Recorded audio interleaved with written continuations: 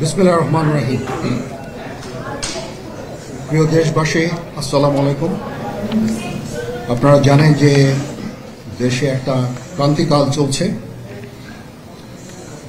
আমি সমস্ত রাজনৈতিক দলের নেতৃবৃন্দকে এখানে আমন্ত্রণ করেছিলাম, ওনারা এখানে এসেছেন।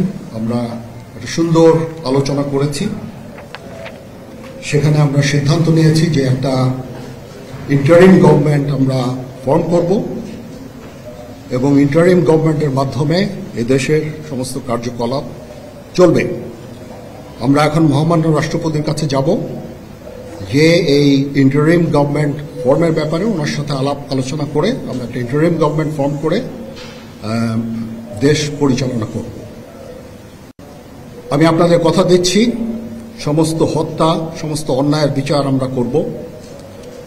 আপনারা সেনাবাহিনীর প্রতি আস্থা রাখেন, সশস্ত্র বাহিনীর প্রতি আস্থা রাখেন। আমি সমস্ত দায় দায়িত্ব নিচ্ছি, আপনাদের জানমাল, এবং আপনাদেরকে আমি কথা দিচ্ছি যে আপনারা আশাহত হবেন না।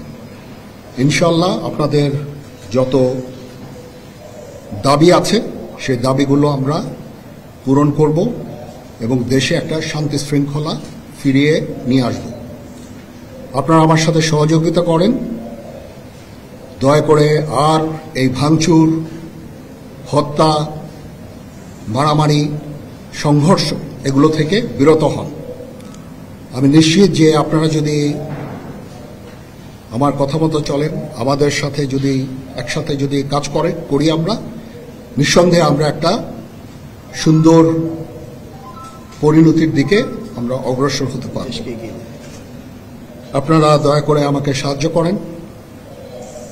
মারামারি করে এই সংঘাতের মাধ্যমে আমরা আর কিছু অ্যাচিভ করতে পারবো না, আর কিছু আমরা পাবো না। সুতরাং দয়া করে আপনারা সমস্ত ধ্বংসযজ্ঞ, সমস্ত অরাজকতা, সমস্ত সংঘর্ষ থেকে বিরত হন এবং ইনশাআল্লাহ আমরা সবাই মিলে একটা সুন্দর ভবিষ্যতের দিকে আমরা অগ্রসর হব।